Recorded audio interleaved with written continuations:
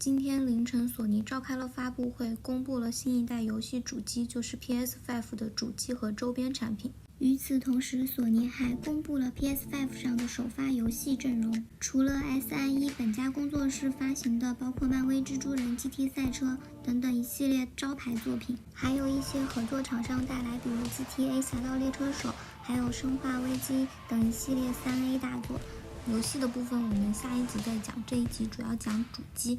新游戏的主机外观，作为一个女生来讲，觉得它非常的漂亮，很有科技感、未来感，主要就是黑白配色，然后加上淡蓝色的光带。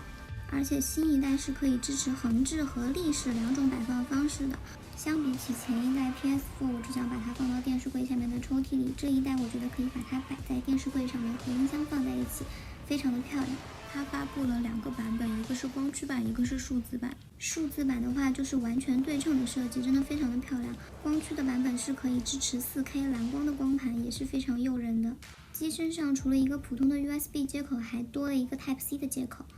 新一代的主机搭载了超快速的 SSD 储存设备，按照之前发布的数据，应该是能够非常明显的提升游戏加载画面和场景切换的加载速度。除此之外，最大的改进就是 PS5 增加了光追效果。光追就是光线追踪，我这里找了一些有和没有添加光追技术的一些图来做对比。在画质明显提升的基础上，这样的光追可以让光影的效果更加的真实，特别是水面镜面的反射。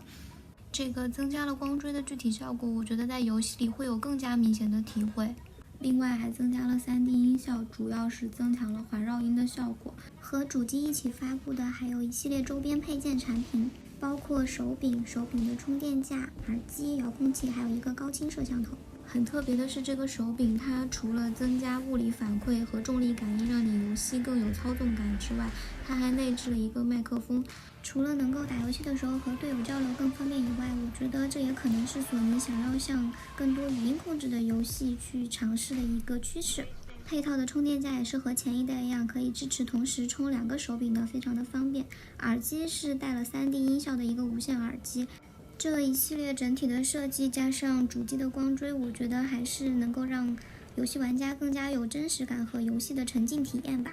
再加上之前官方有说过 PS5 可以向下兼容 PS4 上很多热门游戏，这样整体上看还是非常值得期待的。但是现在目前还没有公布会上市的时间和售价。外网有一些博主呢推测的话，数字版是会比光驱版要便宜一点的，然后主机价格可能在3到4千人民币，如果是全套设备加起来可能6到7千人民币这个样子，只是大概的推测啦。然后首发的游戏阵容也是蛮精彩的，我等会儿整理好就发上来，大家可以关注一下哦。